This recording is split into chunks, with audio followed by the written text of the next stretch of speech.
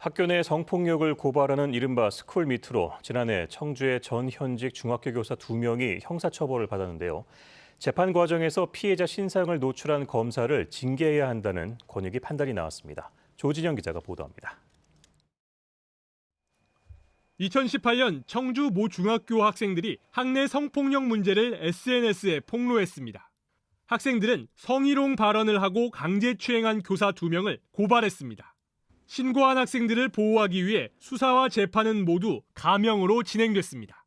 전국 각지로 번진 학교 내 성폭력 고발, 이른바 스쿨미투 운동의 시작이었습니다. 그런데 1심 판결이 나오기도 전에 이해할 수 없는 일이 일어났습니다. 신고자들이 교사들에게 죄를 뒤집어 씌우고 있다는 내용의 편지가 발신자도 없이 피해 학생 주변인들에게 발송된 겁니다. 피해자의 학력, 병력, 인간관계 이런 사생활들을 수집해서 왜곡하고 비방하는 내용들이 실려 있었습니다.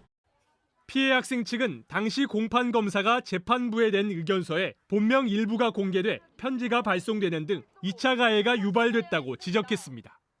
가해 교사의 제자 가운데 해당 성을 가진 학생이 4명뿐이어서 가해자 측이 신고자를 특정하기 쉬웠다는 겁니다. 공판 과정에서 성을 노출해서 피해자가 2차 가해에 시달리고 있다. 그러니까 조심해달라라는 의견서를 낸 거예요. 피해 학생 측은 담당 검사를 상대로 지난 6월 국민권익위원회에 징계조치 신청을 했습니다. 이에 권익위는 검사가 공익신고자인 학생들을 보호하지 않았다면서 검찰총장에게 징계를 요구했습니다. 권익위가 검찰에 현직 검사를 징계해달라고 요구한 건 이번이 처음입니다. KBS 뉴스 조진영입니다.